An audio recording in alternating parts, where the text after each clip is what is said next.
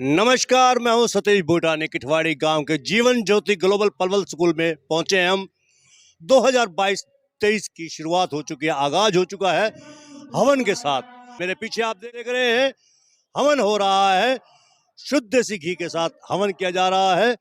पर्यावरण को शुद्ध रखने के लिए, बनाए रखने के लिए, हरा भरा वातावरण बनाने के लिए, ऑक्सीजन की कमी ना हो, इसके लिए हवन जरूरी है। और आइए अंदर जाकर देखते हैं। हवन के साथ शुरुआत हो रही है Jeevan Jyoti global public school के नए सत्र के लिए। स्कूल का नया सत्र 2022-2023 की शुरुआत हो रही है एक हवन के साथ। जय जय श्री राधे, जय जय श्री श्याम के साथ।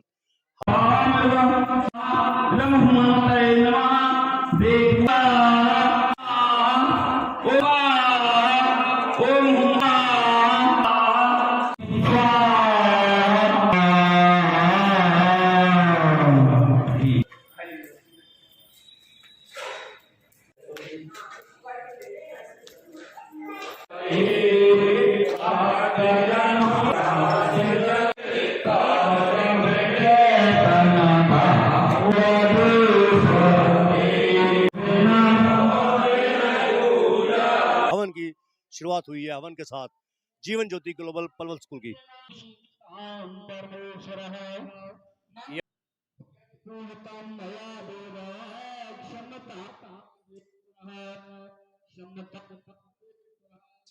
आज हवन के साथ 2022-23 का शिक्षा सत्र को जो शुरुआत हुई है वो हुई है हवन के साथ। आइए बात करते हैं स्कूल के एमडी वीरेंद्र गहलोत के साथ। जानेंगे कि स्कूल का क्या विजन रहेगा 2022-23 का।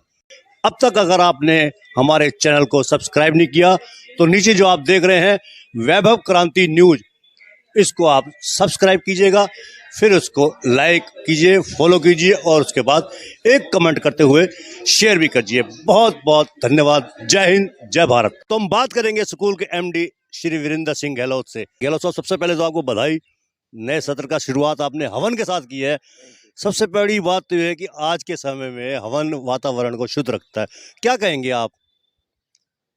भूटानी जी, एक्चुअल में आज हमारे Jeevan Jyoti group of schools की जो ब्रांच है Jeevan Jyoti global school Aligarh road Kithwari Palwal, इसकी आज ये एनुअल डे है। एनुअल डे पर आप समझदार हो कि आज क्योंकि एग्जामिनेशन चल रहे हैं तो हमने यहाँ पर हवन यज्ञ कराया और नए सेशन का शुरुआत भी की है। अच्छा, स्कूल को कितने साल हो गए यहाँ पर खुले हुए? ये स्कूल का 8वां वर्ष है। 7 साल कंप्लीट कर चुका है जीवन ज्योति ग्लोबल स्कूल।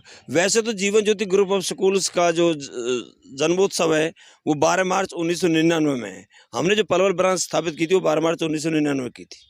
अच्छा, बात की जाए सीबीएसई का बोर्ड का स्कूल है ये, अगर बात की जाए हरियाणा शिक्षा बोर्ड की, तो सबसे पहली टॉपर हरियाणा में पलवल से जो दी गई थी जीवन ज्योति स्कूल को दी गई। जहाँ तक मेरे को याद है शायद बबीता सहरावत नाम था उसका। जी, 2002 में पलवल जीवन जो स्कूल पलवल की जो छात्रा थी बबीता सहरावत, उसने स्टेट टॉप किया था और ये हरियाणा की फर्स्ट गर्ल थी जिसने पलवल में हरियाणा टॉप किया है। अच्छा, जब शुरुआत की गई थी यहाँ सीबीएसई की जीवन ज्योति ग्लोबल की, तो आपने एक एम रखा था, वो एम अभी पूरा हुआ या अभी कसर है थोड़ी? देखिए, इच्छाएं और आकांक्षा कभी पूरी नहीं होती और ये तो होनी चाहिए। एम्स तो बहुत लेकर के चलते हैं, लेकिन हम बहुत हद तक सफल हुए हैं। हमने IIT भी ग्लोबल से दिए हैं, डॉक्टर्स भी दिए हैं, इंजीनियर्स भी दिए हैं, एयर ट्रैफिक कंट्रोल ऑफिसर दिया है स्पेशली। तो ऐसी बात नहीं है, इच्छाएं तो कभी पूरी होती नहीं इंसान की। स्कूल का विजन क्या है 2022-23 का? क्या लक्ष्य लेकर चल रहे हैं आप? अब हमने यहाँ पर ना लास्ट ईयर से संकल्प के नाम से कोचिंग क्लासेस स्टार्ट की हैं और हम ये चाहते हैं कि हमारा पलवल का बच्चा बाहर ना जाए और ये इस मकसद में हम अगले 2 वर्ष में कामयाब होंगे। भूटानी जी, मैं आपको आश्वासित करना चाहता हूँ कि आप देखना 2 वर्ष के अंदर अंदर जीवन Jyoti global group of schools के अंदर जीवन ज्योति ग्लोबल स्कूल में जो संकल्प क्लासेस चली हुई हैं, यहाँ पर सारी फैकल्टी IITians और डॉक्टर्स की। अच्छा, एक बात और कही जाती है कि जो आपका जो गहलोत परिवार है, अगर बात की जाए स्टूडेंट्स अनुशासन की, तो बड़ा सख्त मिजाज बनाया जाता है। ये स्टूडेंट्स कहते हैं या पेरेंट्स कहते हैं कि जो गहलोत परिवार है बच्चों को टाइट कर रखता है। ये टाइट वाली बात क्या है? सर देखिए, गहलोत परिवार की इसमें कोई बात नहीं है, टाइट भी नहीं है, बस अनुशासन में रखना हमारा पहला कर्तव्य है। अगर स्कूल में अनुशासन बरकरार रहेगा तो मे भी हम अपने जो हमारी एम्स है उसको अचीव करने में हमें सब कामयाब मिलती है। अच्छा, बीच में कोरोना का दौर रहा है, कोरोना इफेक्ट के चलते पेरेंट्स कई बार बच्चों की फीस भी नहीं दे पा रहे हैं। प्राइवेट स्कूल वालों का जो रुख होता है बड़ा क्रूर होता है। क्रूर शब्द मैं इसलिए यूज कर रहा हूँ क्योंकि पेरेंट्स अगर बताते हैं कि फीस के लिए बच्चे को स्कूल में खड़ा कर देते हैं, पेरेंट्स को बुलाते हैं, बार बार फ़ोन आते हैं, चाहे वो बच्चा या बच्चे के पिता किसी मजबूरी में भी हों। वजह क्या है, इतना क्यों प्राइवेट स्कूल वो कर रहे हैं? सबसे पहले भुटानी जी, मैं आपके क्रूर शब्द का तो विरोध करूंगा, क्योंकि हमारे लिए अध्यापक के लिए क्रूर शब्द तो नहीं बोलना चाहिए आप कम से कम। बाकी ये है कि ये स्कूल की अपनी टेंडेंसी होती है, स्कूल मैनेजमेंट का अपना रोल होता है कि वो किस तरीके से अपने पेरेंट्स को डील करती है। मेरा जहाँ तक मानना है कि हमारे Jeevan Jyoti group of schools के जितनी ब्रांचेज हैं, आपको शायद कोई शिकायत आपके पास नहीं पहुँची होगी। अगर कोई छोटी मोटी शिकायत थी तो हमने सॉर्ट आउट किया है। पेरेंट्स काफ़ी अच्छे हैं हमारे साथ, ऐसी बात नहीं है। पेरेंट्स के सहयोग से प्राइवेट स्कूल चलते हैं। और सर देखिए, फीस अगर नहीं मिलेगी तो प्राइवेट स्कूल हम रन कैसे करेंगे? इस कोरोना काल में प्राइवेट स्कूल्स और प्राइवेट कंपनीज बहुत ज़्यादा सफ़र हुई। मैं मानता हूं कि जो लोग प्राइवेट कंपनी में जॉब कर रहे थे या प्राइवेट स्कूल में अध्यापन कार्य कर रहे थे, वो बहुत ज़्यादा सफ़र हुए हैं सबसे ज़्यादा। और ये पत्रकार बंधु ये भी सफ़र हुए हैं और वकील भी सफ़र हुए हैं।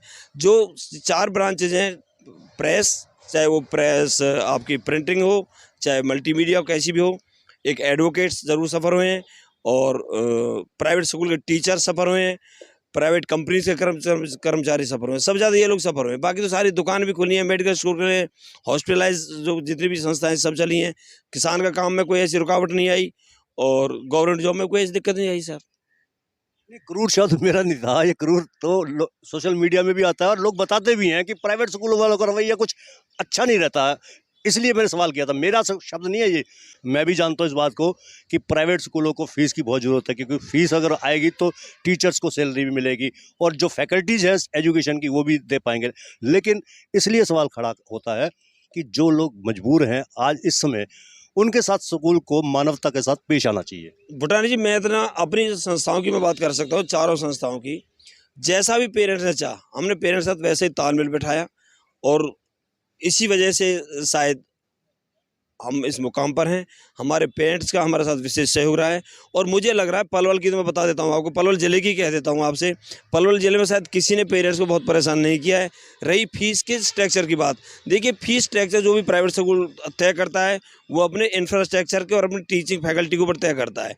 और सर ये तो बिल्कुल आधारहीन बातें हैं, क्योंकि प्राइवेट स्कूल तो चलेगा ये पेरेंट्स से, और पेरेंट्स की अगर फीस आएगी तो हम टीचर को अच्छा पे कर पाएंगे। तो ये तो शायद स्कूल मैनेजमेंट बहुत कुछ डिपेंड करता है कि वो अपने स्टाफ को कैसे मैनेज किया उसने, और अपने पेरेंट्स को कैसे मैनेज किया। ये सबका व्यक्तिगत मामला बनता है सर। कोरोना काल का जो बुरा दौर गया है, भगवान ना करे लौट कर आए। हालांकि ऐसा संकेत भी मिल रहा है कि लौट कर आ सकता है अगर हमारी लापरवाहियां रही तो। चलिए, कोरोना का जो बुरा दौर रहा है उसमें जो स्टूडेंट्स हैं वो ऑनलाइन क्लास उनको लगानी पड़ी थी शिक्षा को स्तर बनाए रखने के लिए। अब ऑफलाइन क्लासेस शुरू हो चुके, स्कूल्स खुले हो चुके। ऑफलाइन में और ऑनलाइन में क्या अंतर पाते हैं, क्लासरूम और ऑनलाइन में? भुटानी जी, ऑनलाइन क्लासेस से इतना अच्छा हम कोई भी नहीं कर पाता, ना तो पेरेंट्स इतना सपोर्ट दे पाता अपने स्टूडेंट्स को। अगर मान लो उसके बाद 3 या 4 बच्चे पढ़ते हैं तो अलग अलग एक ही समय पे क्लासेस शुरू होती है सभी स्कूल्स की, तो वो बहुत बड़ा मुश्किल दौर था। और मैं मानता हूँ कि बच्चों ने बहुत सफ़र किया है, बिना परीक्षा के क्लासेस पास की हुई लास्ट ईयर। वो मैं उस फैसले से बहुत ज़्यादा सहमत नहीं हूँ अपने व्यक्तिगत तौर से अगर मैं कहूँ तो, क्योंकि ऑनलाइन भी टेस्ट कंडक्ट किए जा सकते थे। सारा भार स्कूलों के ऊपर जो डाल दिया गया था उससे बिल्कुल सहमत हम नहीं हैं। एग्ज़ाम होना चाहिए था, चाहे वो ऑनलाइन होता, चाहे किसी भी मीडियम से गवर्नमेंट को कराना चाहिए था। और बच्चे बहुत ज़्यादा सफ़र हुए। अगर हम देखते हैं फाइनेंशियल, तो ये सारे मैंने बता दिया आपको, बहुत ज़्यादा लोग ये सफ़र हुए हैं। और पढ़ाई बहुत डाउन, बच्चे जब स्कूल में हमारे पास आए, ठीक है ऑनलाइन क्लासेस हमने भी चलाई हैं, सभी स्कूल्स वालों ने चलाई हैं, लेकिन ऑनलाइन क्लासेस से बच्चा उतना अचीव नहीं कर पाता जितना एक फिजिकल क्लास में करता है। आज समय ऐसा है कि बच्चों को क्लास में पढ़ाना ही बड़ा एक चैलेंज होता है टीचर्स के लिए। तो ऑनलाइन में तो काफ़ी रिस्ट्रिक्शंस थी और डिस्टेंसेस भी थे। तो पेरेंट्स ने जो सपोर्ट किया, जिसका पेरेंट बहुत जागरूक था उसके बच्चे ने बहुत अच्छा भी किया है, और जिसके पेरेंट्स के पास कुछ सिस्टम ही नहीं था या उसको कोई ध्यान नहीं था बच्चे की तरफ, तो उसका पेरेंट्स का बच्चा खराब भी हुआ है। अच्छा, जो खराब की बात की आपने, तो जो ऑनलाइन क्लासेज में बच्चों ने बंक भी मारे खूब, कुछ साइट्स ऐसी भी आ जाती हैं, इंटरनेट है, इंटरनेट में तो कुछ भी आ सकता है, बिल्कुल तो उसका भी दुष्प्रभाव पड़ेगा। बिल्कुल पड़ा है सर। हमने जो हमें अनुभव मिला है, बहुत ज़्यादा दुष्प्रभाव इस ऑनलाइन क्लास के बच्चों पर पड़ा है। बच्चों ने क्लास बंक करके अपनी ऑनलाइन से और इधर उधर यूज़ किया मोबाइल को, मिसयूज हुआ मोबाइल का, बहुत ज़्यादा यूज़ हुआ। अच्छा, बड़ी क्लास की बात करें तो टीनेजर्स होते हैं, कई बार पेरेंट्स बच्चों को बाइक दे देते हैं, स्कूटी दे देते हैं या फिर मोबाइल भी दे देते हैं। कहाँ तक ये सही है कि बड़ी क्लास के बच्चों को बाइक थमाना या मोबाइल हाथ में दे देना, क्योंकि क्लासरूम में मोबाइल की जरूरत नहीं है। भूटानी जी, समय बदल गया, नहीं तो मोबाइल की ज़रूरत है, नहीं बैग की ज़रूरत है। अगर अब आपका बच्चा आया, किसी का मेरा बच्चा बैग लेकर के जाएगा, तो कम से कम जब वो डिस्पर्सल ऑफ टाइम स्कूल होगा, वो अपने साथियों को बैग पे बैठाएगा, और उसको थोड़ा बहुत तो बच्चे के अंदर लापरवाही और मतलब लीनियंसी बच्चा करता है। तो मैं नहीं मानता कि पेरेंट्स को बच्चे को बाइक, स्कूटर, स्कूटी या कोई भी मोबाइल ऐसी चीज़ देनी चाहिए। हम भी पढ़े, आप भी पढ़े सर, कई किलोमीटर पैदल जाते थे। आज के बच्चों को हम इतना कमज़ोर कर रहे हैं पेरेंट्स कि उसको नाजायज़ सुविधा देते हैं। इतनी सुविधा के साथ मैं नहीं मानता ज़रूरत है कोई। भविष्य के भावी राष्ट्र निर्माता के लिए आपका स्कूल नेक्स्ट सेशन में यानी कि 2022-23 में क्या एम लेकर चल रहा है? देखिए, ओवरऑल डेवलपमेंट के बारे में हम बातें करते रहते हैं और कोशिश करते हैं अपनी तरफ से बच्चा जो स्पोर्ट्स का, उस स्पोर्ट्स में निकले, और जो पढ़ाई में अच्छा कर रहा है, जिस भी लाइन का बच्चा है, मान लीजिए कोई एनडीए में जाना चाहता है, कोई नीट में जाना चाहता है, कोई इसमें क्या मेंस और एडवांस में आईआईटी में टेक्निकल नॉलेज में जाना चाहता है, तो जैसा बच्चा जाना चाहता है 9th क्लास से हमारे, बल्कि इस साल तो हम 6th क्लास से हमने संकल्प के नाम से क्लासेस स्टार्ट की हैं। संकल्प क्लासेस बहुत अच्छा किया लास्ट ईयर भी, रिजल्ट एडवांस का आपके सामने आएगा, तो प्रभु कृपा से हमारे बच्चों का सिलेक्शन एडवांस में ज़रूर होगा।